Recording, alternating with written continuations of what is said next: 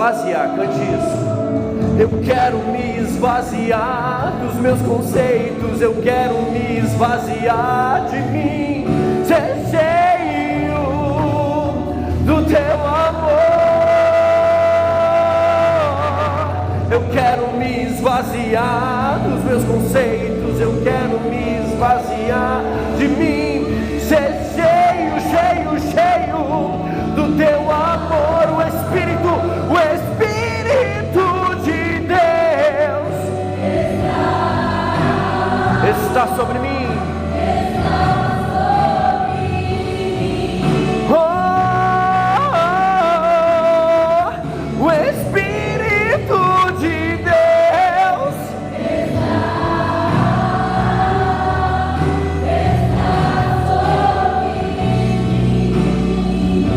sobre mim. O Espírito de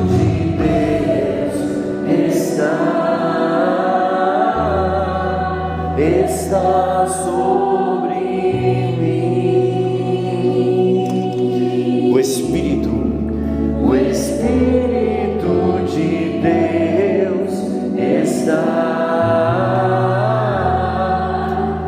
está sobre mim. Ave Maria, cheia de graça, o Senhor é convosco.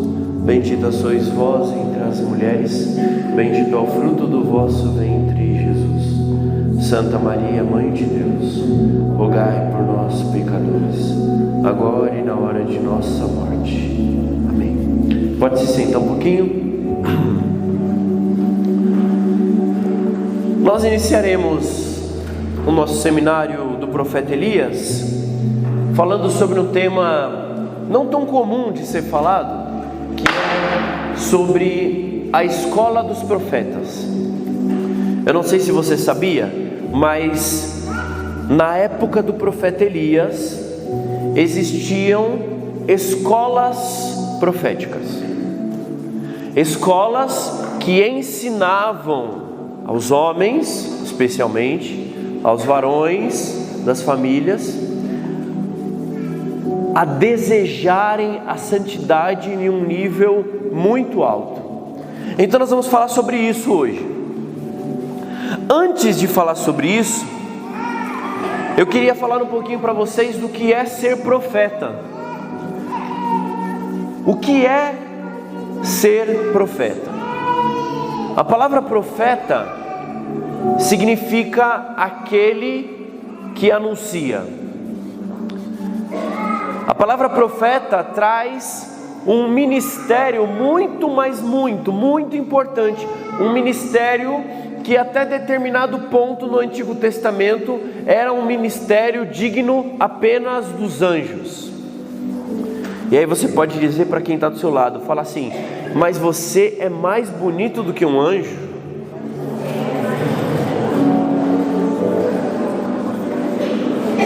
Até determinado momento da história de Israel, alguns anúncios, algumas notícias eram reservadas única e exclusivamente aos anjos. Conforme o tempo vai passando, a manifestação angélica vai se transformando em uma manifestação mais escassa, menos necessária, justamente porque o povo vai tomando consciência da vontade de Deus. E aí vão surgindo homens e mulheres que têm tanta comunhão com Deus, que não é mais necessário que Deus envie anjos para comunicar algumas coisas, mas Ele inspira homens, mulheres, para serem profetas e profetisas, para comunicar a sua vontade. Então, dentro da nossa fé cristã, católica, apostólica, romana, de origem judaica, de tradição judaica, os profetas são aqueles que anunciam a vontade de Deus. Repete comigo: os profetas são aqueles que anunciam a vontade de Deus. Se algum dia alguém te perguntar o que é ser profeta, você precisa responder isso.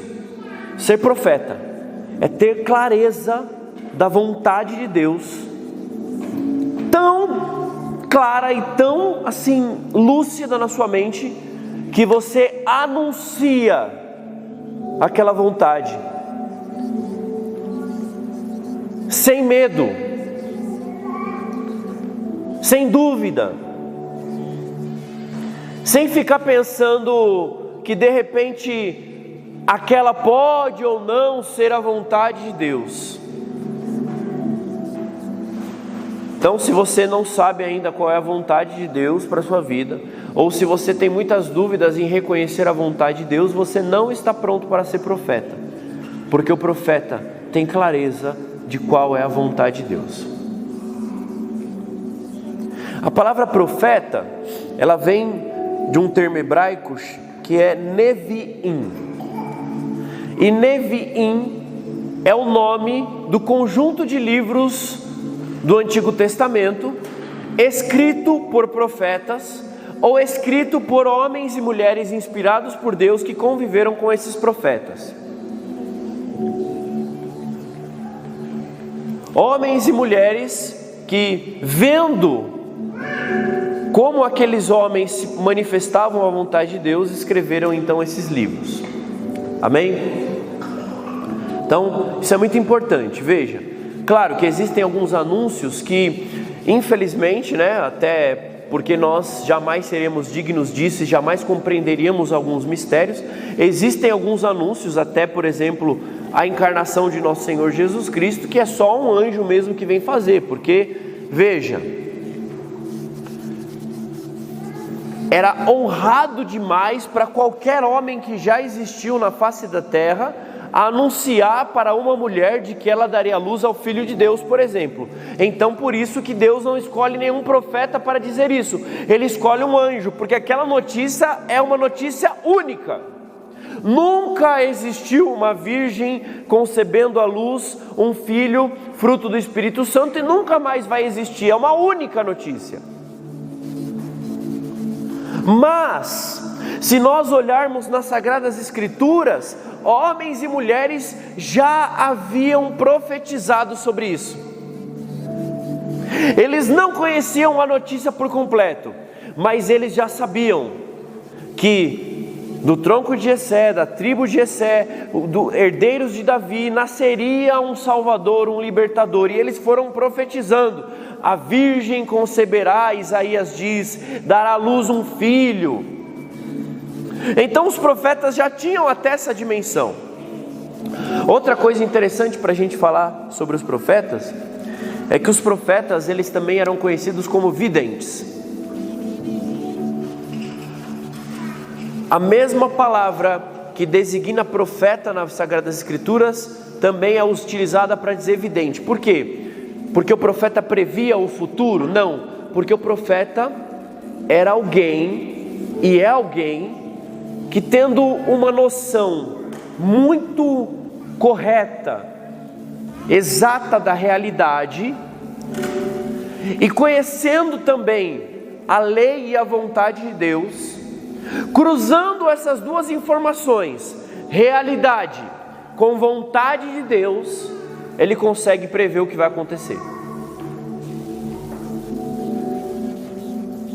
Se a vontade de Deus é uma, e a realidade da existência daquele momento, da história, é outra, completamente oposta, vai acontecer desgraça, vai dar ruim, vai haver morte, vai haver tribulação.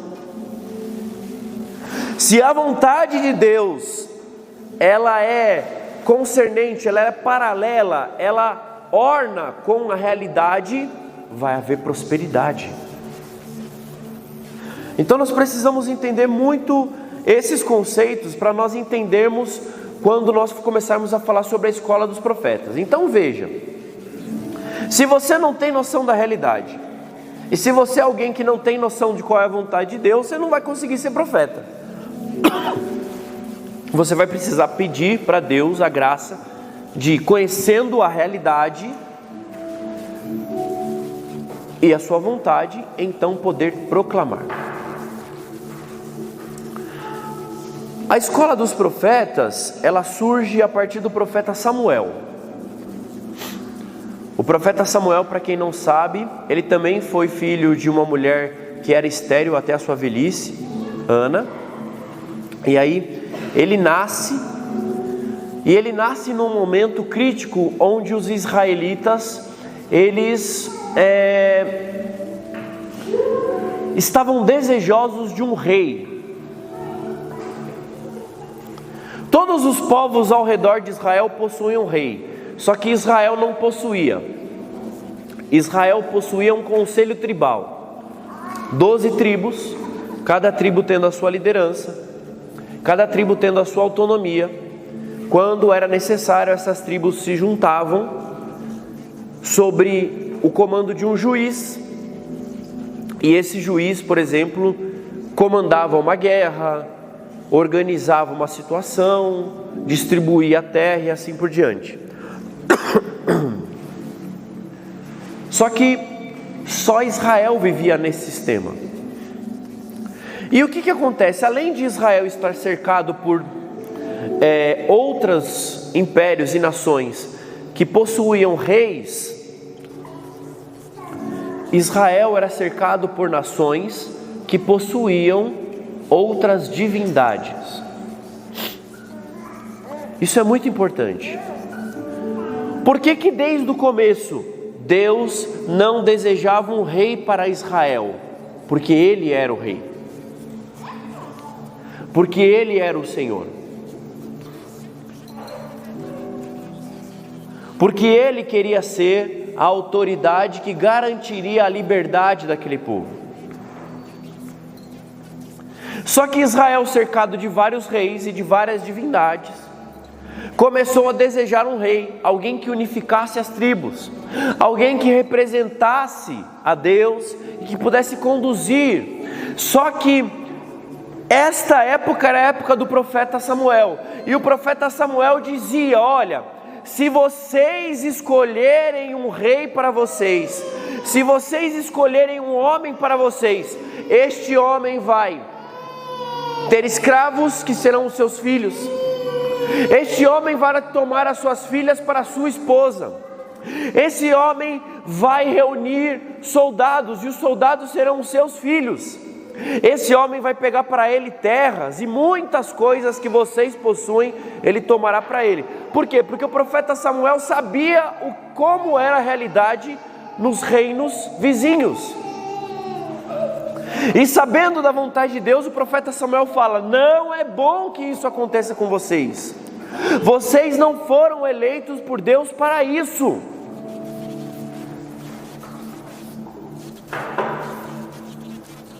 Mas o povo insiste.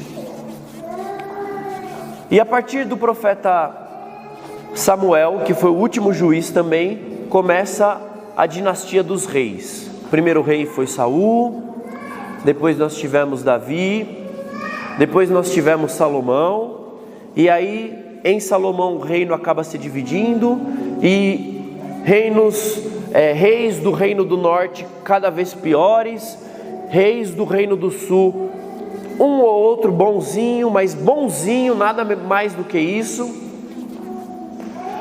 E esses reis começam a conduzir a nação para o esquecimento da vontade de Deus. Esses reis começam a fazer aliança com outros povos. Esses reis começam a se unir a outros povos. Esses reis começam a permitir que outras divindades sejam cultuadas.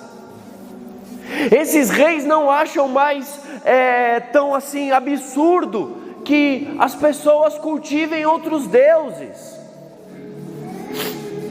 Olha, eu creio que o Senhor é o único Senhor, o único Deus a ser adorado, mas se você quer adorar Baal, adore. Se você quer adorar Astarte, adore. Se você quer adorar Dagon, adore. Não importa, o importante é que nós vivamos todos juntos em harmonia, que nós respeitemos a crença um dos outros e que a gente seja livre para adorar quem a gente quer. Eu não sei se você está percebendo, mas é um discurso muito parecido com o discurso que tem hoje. O Senhor sabia que assim que a realeza, que cabia só a Ele, fosse dada a outros homens, estes homens deixariam se seduzir por tantas coisas. Mulheres, né? Salomão, por exemplo, no final da sua vida tinha 1000 mulheres e 700 concubinas. Está difícil manter o coração em Deus com uma esposa. Imagine se você tiver 1000 mulheres. Sim ou não? Você acha que ia dar conta, Tiago?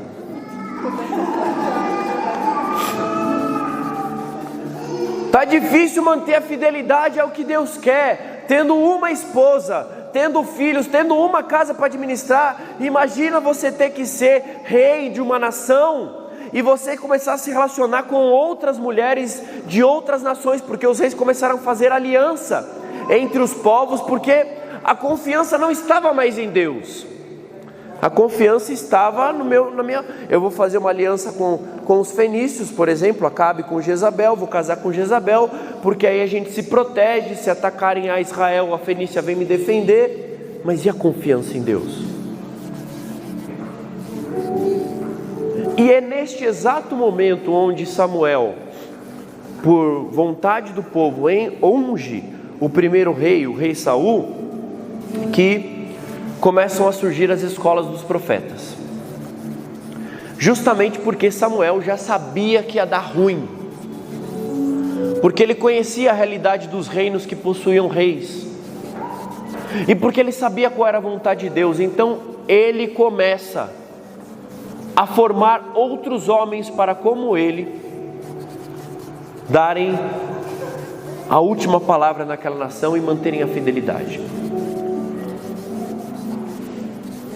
Olha para quem está do seu lado e diz assim, ó: só o Senhor deve ser o seu rei. Só o Senhor deve ser o seu Senhor. Diz para... Acabamos de sair do seminário Vinho Novo. Só Deus pode ser o Deus da tua casa. Diz: o Deus da tua casa, o Deus da nossa casa não pode ser o nosso marido, a nossa esposa, os nossos filhos. A gente não pode ficar fazendo aliança. Está entendendo isso aí, Neide? Então começam a surgir as escolas dos profetas. E aí agora nós vamos entrar propriamente dito no tema, para tentarmos entender um pouquinho como que isso pode se aplicar na nossa vida. Naquela época, as escolas de profetas surgem por conta que Samuel sabia que aquilo que o povo desejava ia dar ruim. A voz do povo não é a voz de Deus. E aí então ele começa a formar homens e mulheres para defender a vontade de Deus. Uma coisa importante em relação aos profetas: o profeta, ele não é a favor do povo, que nem a teologia da libertação diz. O profeta não é a favor dos menos favorecidos. O profeta não é a favor do pobre. O profeta não é a favor do marginalizado. É tudo teologia da libertação, tudo esquerda, tudo PT. Isso não é ser profeta. O profeta também não é a favor do rei. O profeta não é a favor de quem tem o poder. O profeta não é a favor de um sistema de governo. Ele não é a favor de um capital. Ele não é a favor de nada disso. Ele não é a favor daqueles que são mais endinheirados. Ele não é a favor daqueles que são mais cultos. Ele não é a favor do povo da direita. Aqui, sem fazer juízo de valores de quem é melhor. O profeta é a favor de Deus. Se o povo está a favor de Deus, então o profeta, por ser a favor de Deus, está a favor do povo. Se o povo está contra Deus, o profeta é contra o povo. O profeta não é a favor do rei. Se o rei estiver a favor de Deus, como por exemplo o rei Davi, que foi o melhor rei de Israel, pecou, mas foi o melhor rei de Israel, os profetas estavam do lado do rei Davi. O rei Davi peca, o rei Davi, ao invés de ir para a batalha, fica em casa coçando o saco, vê Betsabeia tomando banho, se apaixona por ela, vai lá e trai Urias com ela, manda matar Urias. O profeta Natanael imediatamente se coloca contra o rei Davi. Então o profeta, ele não é a favor de ninguém que não seja Deus. Olha para quem está do lado e diz: você tem que parar de ser a favor das outras pessoas.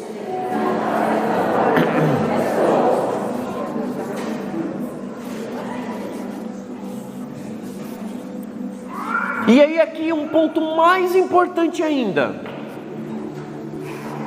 O profeta, ele não é a favor nem de si mesmo. O profeta não pode ser a favor de si mesmo. O profeta, se ele tiver, como nós vemos na história do profeta Elias, esfregar na cara do rei Acabe de que não vai chover em Israel, né? Como está escrito lá em 1 Reis 17, não vai chover em Israel até que eu diga. Sabendo que ele colheria as consequências dessa seca, sabendo que ele também seria prejudicado por essa seca, o profeta não é a favor de si mesmo, ele é a favor de Deus. E se ele tiver que passar necessidade, dificuldade para anunciar a vontade de Deus, ele faz. Está dando para entender? Então olha para quem está do seu lado e fala: para de ser bunda mole.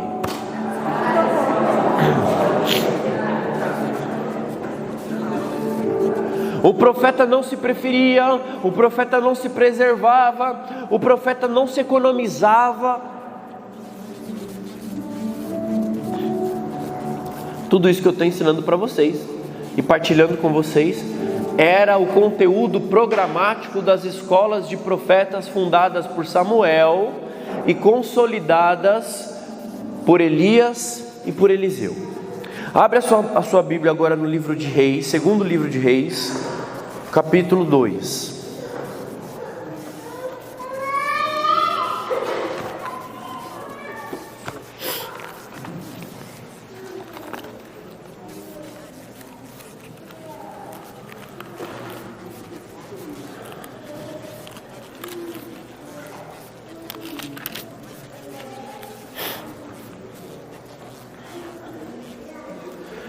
Segundo Reis capítulo 2, versículo 1.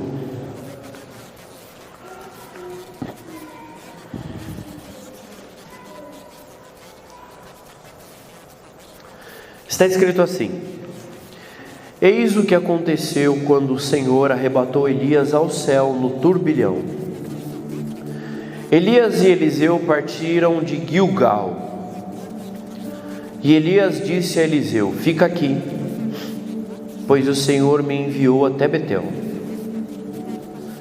Mas Eliseu respondeu: tão certo como o Senhor vive e tu vives, não te deixarei.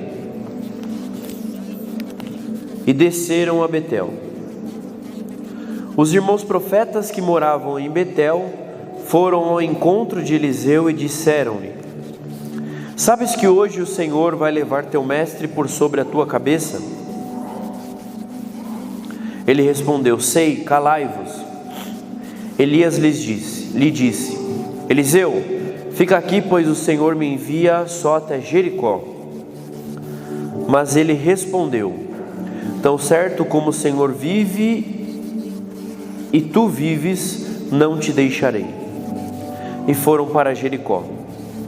Os irmãos profetas que moravam em Jericó aproximaram-se de Eliseu e lhe disseram: sabes que o Senhor vai levar teu mestre por sua cabeça hoje? Ele respondeu: eu já sei, calai-vos. Elias lhe disse: ficai aqui, pois o Senhor me envia só até o Jordão.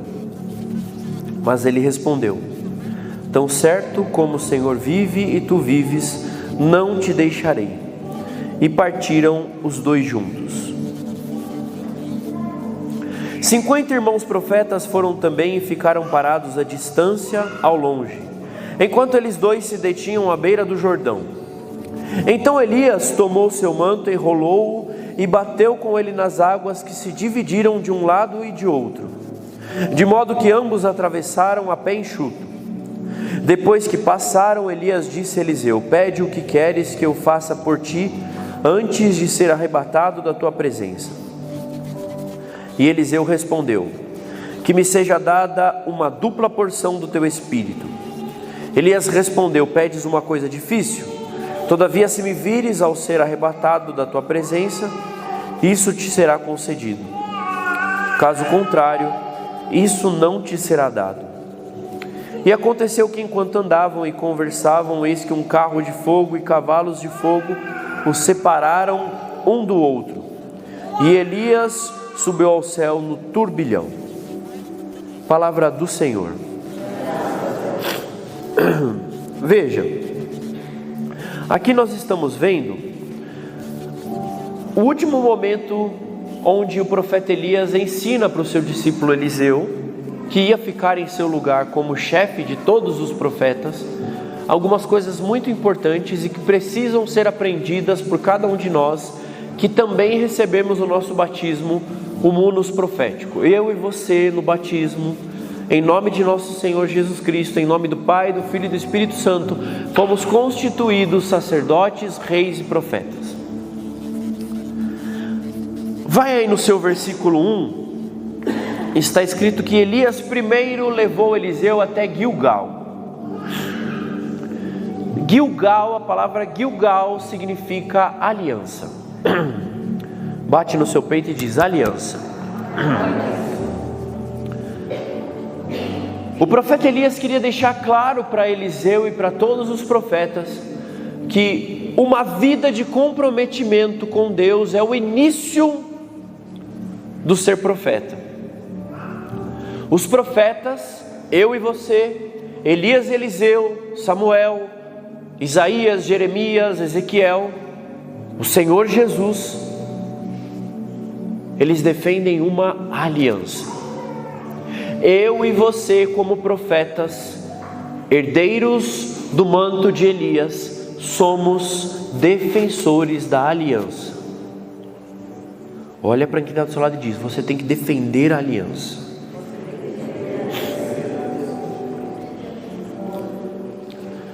Depois que Elias chega em Gilgal, ele diz: olha, agora o Senhor está me mandando ir para Betel. E Eliseu diz: não, mas eu quero ir com você. Elias diz: fica aí na aliança, fica aí estabelecendo a sua aliança. E Eliseu diz: não, eu quero mais, eu quero ir contigo. E aí vai para Betel. Betel significa casa de Deus. Betel significa intimidade. O profeta que quer ser firme na sua aliança com Deus e que quer ter força para defender esta aliança diante dos homens, diante de reis, diante de povos, ele precisa estabelecer uma intimidade com Deus. Ele precisa estar sempre na casa de Deus. O profeta Elias, uma das coisas que mais me chama a atenção no ciclo do profeta Elias, que está dito aqui nas Sagradas Escrituras, é que ele sempre profetizava como se ele fosse o próprio Deus. Quando ele vai dizer o que Deus disse, ele não diz: olha, Deus disse que vai acontecer disso. Não, ele diz assim: eu, o Senhor dos Exércitos, digo: não haverá chuva em Israel até que eu ordene. Era Elias quem ordenava? Não, era Deus. Mas a intimidade com Deus era tão grande da parte de Elias que ele tinha liberdade e tinha consentimento de Deus para falar em primeira pessoa, como se ele fosse o próprio Deus. E ele não confundia, ele não achava que ele era o próprio Deus. Então Elias está ensinando para Eliseu: olha, para ser fiel a esta aliança, você vai precisar de intimidade. Certa vez um amigo meu perguntou assim: o anticristo está para chegar, o que fazer para não ser confundido pelo anticristo? E aí o Senhor falava no meu coração duas coisas: em primeiro lugar, vida de oração, leitura da palavra. Você precisa conhecer a voz de Deus, porque quando o anticristo vier, a voz dele será uma voz muito doce, mas não será nunca a voz de Deus.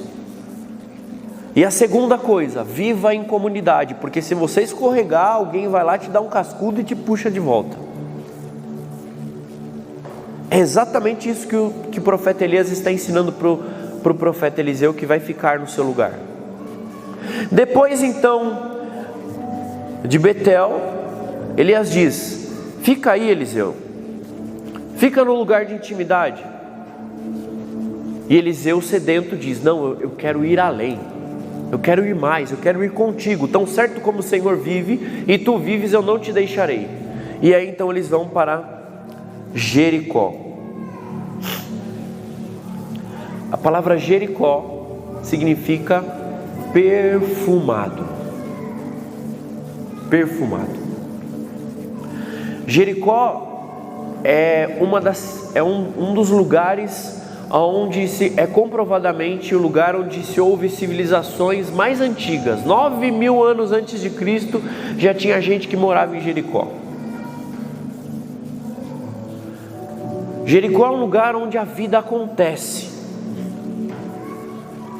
Jericó é um lugar onde o perfume da vida acontece.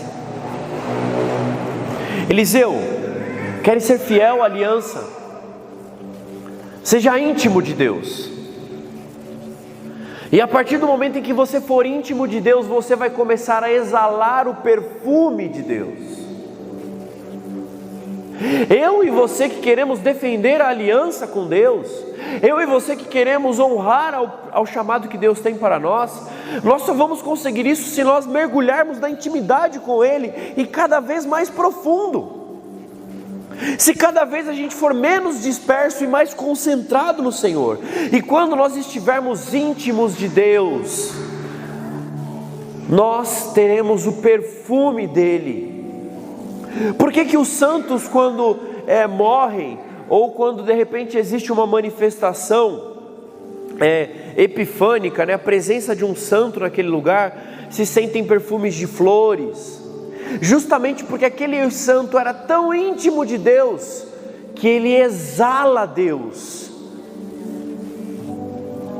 Ele não precisa mais apenas testemunhar a vontade de Deus com a sua fala, mas ele exala a vontade de Deus com o seu jeito, o seu perfume, as suas vestes, o seu jeito de andar, o seu jeito de colocar as coisas. E Elias queria que Eliseu tivesse este perfume. Aí depois ele diz: olha, fica aí, Eliseu. Eliseu diz: não, vou contigo. E então ele leva Eliseu até o Jordão, Rio Jordão.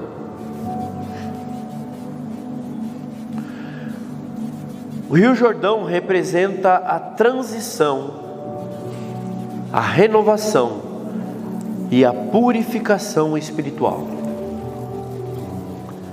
O Rio Jordão foi atravessado por Moisés e pelos israelitas. Transição, renovação e purificação espiritual. O Rio Jordão é o lugar onde Jesus foi batizado. O Rio Jordão simboliza o lugar aonde eu e você, profetas, depois que entendemos qual é a aliança, depois que nos tornamos íntimos de Deus, depois que já começamos a exalar esse perfume, passaremos pela última purificação.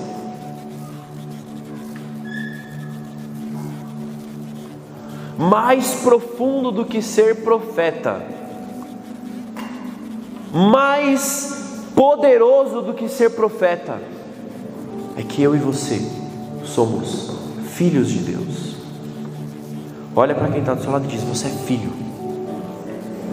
você é filha.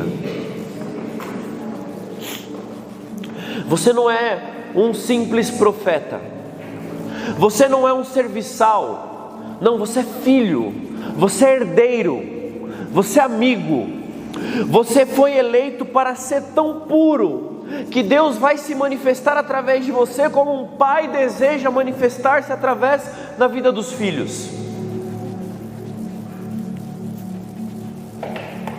E Elias era assim, Elias era tão íntimo, que ele era filho do Altíssimo. Por fim, depois do Jordão, eles atravessam o Jordão. 50 irmãos profetas ficam lá espreitando, parados à distância. E finalmente, depois de todas as lições que Elias ensina para Eliseu, ele diz para Eliseu: Eliseu, você passou em todas as etapas formativas. Me pede o que tu quiseres. E Eliseu pede o quê? Eu quero uma porção redobrada do teu Espírito. Esse pedido é o pedido que tem que estar na boca de todos os profetas, de todos os filhos. É o grande ensinamento da escola dos profetas. Não tenha medo, ainda que você não saiba o que dizer, o meu Espírito que estará sobre você te dará palavras tão acertadas que nem o mais sábio dos homens poderá te refutar. Quando o meu Espírito estiver sobre você e inspirar algo em seu coração, não tenha medo, porque não existe nada que o Espírito inspira que não pode ser realizado. Não existe situação difícil para quem está sob a ação do Espírito. Não porque a situação deixe de ser difícil, mas porque o poder de Deus está acima de todas as dificuldades. E aí Elias diz: se você me vir subir num turbilhão, lhe será concedido. Eliseu fica atento ao seu mestre. Eliseu, ele não tira os olhos do seu mestre. Eu e você não podemos tirar os olhos de Jesus. Ele nos prometeu que se nós tivéssemos os olhos diretos nele, fixos nele, Ele nos daria uma porção redobrada do Espírito dele. Eu não sei se você sabe, mas o profeta Elias, ele faz 7 grandes sinais. Dá um tapa na orelha de quem está do seu lado, especialmente do Dionísio que está dormindo, e diz: 7 sinais. 7 sinais, isso. Quando Eliseu pede uma porção redobrada do Espírito, como a gente sabe que Eliseu conseguiu essa porção? Será que não foi só a mesma?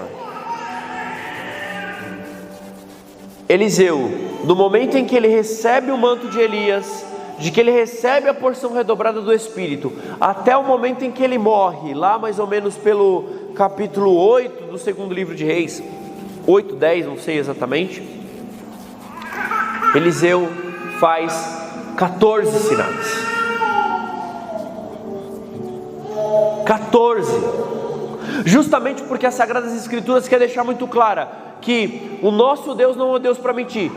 Eliseu pediu, Elias disse: é difícil, mas se você olhar para mim e vir eu subir, lhe será concedido. E Eliseu faz o dobro dos sinais.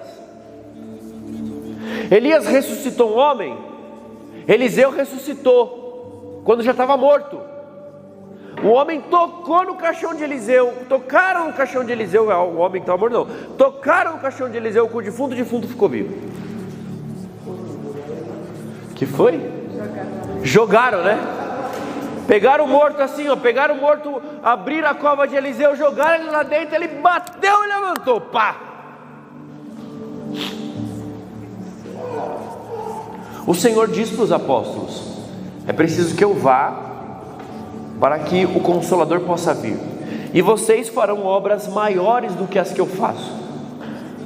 A sombra de Pedro curava, a sombra de Jesus não curou ninguém. Jesus pregava e convertia multidões. Pedro na primeira converteu 3.000.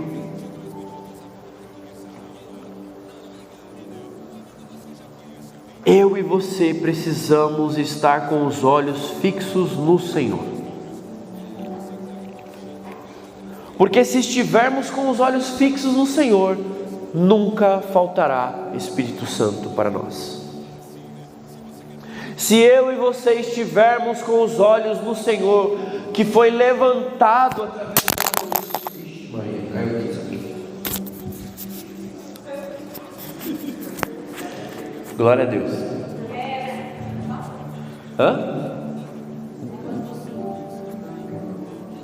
Eu e você estivermos com o olhar fixo, receberemos uma porção redobrada do Espírito Santo de Deus. Vamos recapitular.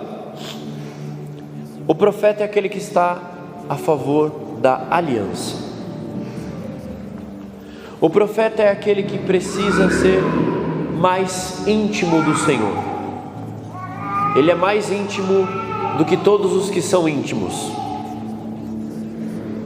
O profeta, ele é inebriado pelo perfume do Senhor, e o perfume do Senhor o atrai a ponto de que ele passa a exalar este perfume através das suas ações, conversão, sabe? E o profeta é aquele que mergulha tanto no Senhor, que o Senhor tem liberdade para purificar todo o seu ser. Todo o seu ser é purificado. Tudo isso, todo este caminho doloroso, difícil, para que você, com os olhos fixos no Senhor, possa receber uma dupla porção do Espírito dele. E aqui eu quero que você feche os olhos, sentado mesmo, porque a sua oração precisa ser essa música que nós cantamos, que eu comecei a cantar no começo da minha pregação. Eu quero me esvaziar dos meus conceitos, eu quero me esvaziar de mim, ser cheio do teu amor. Entendeu? Essa é a oração do profeta. Eu quero me esvaziar dos meus conceitos, eu quero me esvaziar de mim, ser cheio do teu amor. Eu quero me esvaziar. Eu quero me esvaziar dos meus conceitos, eu quero me esvaziar de mim, ser cheio, cheio, cheio do teu amor. O Espírito de Deus está sobre mim. Sem o Espírito de Deus não existe profeta. Sem o Espírito de Deus as suas palavras são inúteis.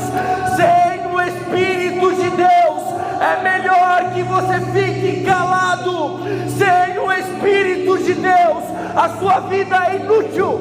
Sem o Espírito de Deus você é um fracassado. Sem o Espírito de Deus você é órfão, você é abandonado. Mas com o Espírito de Deus, querido, você é alguém imbatível. Você fará coisas maiores do que o Cristo. Com o Espírito de Deus não há dificuldade para você. Com o Espírito de Deus Não há o que você não possa realizar em nome dEle.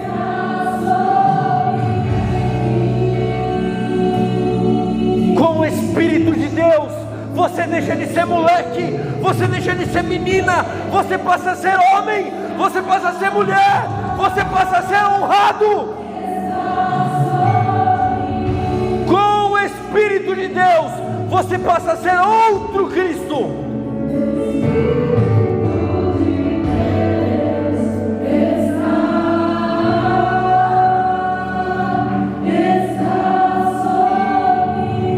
Fica de pé.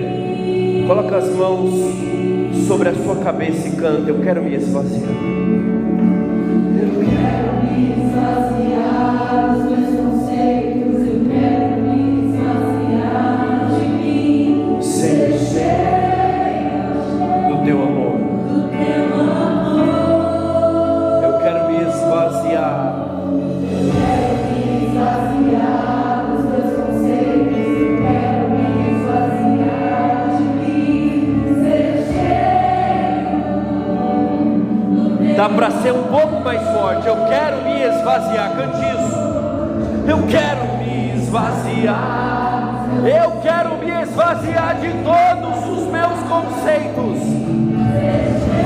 Eu quero me esvaziar da autopiedade. Eu quero me esvaziar do relativismo. Eu quero me esvaziar do respeito humano. Eu quero me esvaziar da boa convivência. Eu quero me esvaziar da timidez. Eu quero me esvaziar. Eu quero me esvaziar dos meus conceitos. Eu quero ser cheio, cheio, cheio. O Espírito de Deus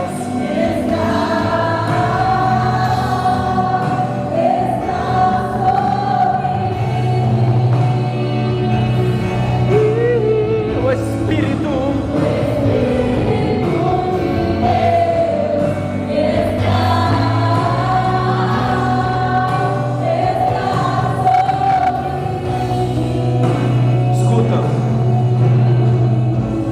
Escuta antes da gente receber o Senhor Jesus. Quando, pode tirar a mão da sua cabeça, presta atenção. Quando a vontade de Deus está em risco, quando o reino de Deus está sendo atacado, não existe tolerância. Se você é alguém tolerante com o pecado, se você é alguém tolerante com o erro, se você é alguém tolerante com a dúvida, com o engano, com o favorecimento, se você é essa pessoa tolerante, você não é profeta. Porque os profetas não toleram aquilo que não é a vontade de Deus, e eles não arredam 1 milímetro. Não tem negociação. Não tinha negociação com Elias, não tinha negociação com Samuel, não tinha negociação com Eliseu, não tinha negociação com Jesus. Nós não fomos chamados para sermos negociadores, nós fomos chamados para ser profeta. Nós não negociamos com o pecado. Ah, mas o meu pai, a minha mãe, o meu tio vai ficar ofendido porque ele quer levar o meu filho para fazer tal coisa. Não, na minha casa não. Na minha casa quem manda é o Senhor. E não importa se a minha mãe vai ficar ofendida, que o raio parta ela no meio.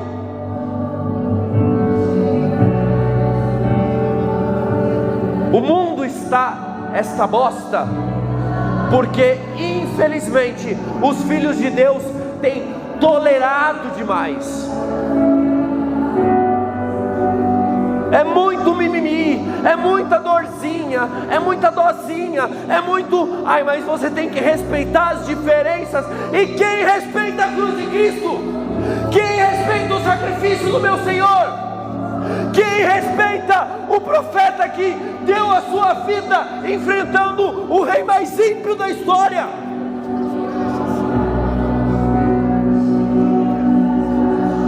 Fecha de novo os teus olhos e pede o Espírito Santo. Arque teus braços e pede o Espírito Santo. Fala: Senhor, eu não vou conseguir sem o teu Espírito. Senhor, eu não vou conseguir sem a tua graça. Senhor, eu não vou conseguir sem a tua potência. Senhor, eu sou fraco. Senhor, eu sou covarde. Senhor, eu muitas vezes duvido, eu negocio, mas eu não quero mais. Senhor, eu não sou íntimo. Senhor, eu não quero mais nada que não seja a tua vontade. Oh Senhor, vem com teu Espírito, unja-me, derrama o óleo em mim. Eu quero uma dupla porção do teu Espírito, Senhor.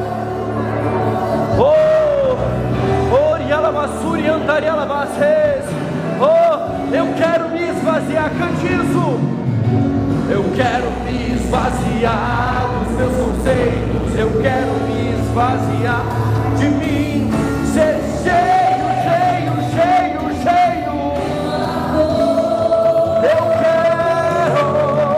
Eu quero me esvaziar, quero me esvaziar de mim, ser cheio do teu. O Espírito de